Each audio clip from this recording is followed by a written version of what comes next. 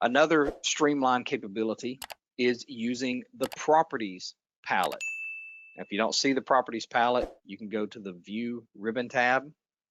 On the palettes section, there is a properties palette icon, brings it up here. You can float this, you can dock it left or right, you can even float it to another screen if you have multiple monitors. The properties palette is extremely handy because it gives you a ton of information about whatever you have selected. So if you have a line segment selected, for example, it tells you what kind of object, behaviors, general behaviors of that object, and geometric information about that object. So I can tell the length of that line, the angle. If I look at that circle, same thing here. The center point location, radius, diameter, circumference, area, and layer information.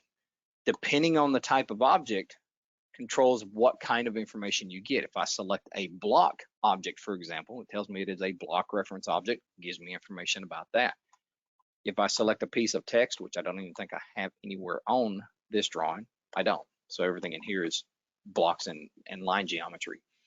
If I come back over here to this guy, when I select a piece of text, it tells me layer control, the text information.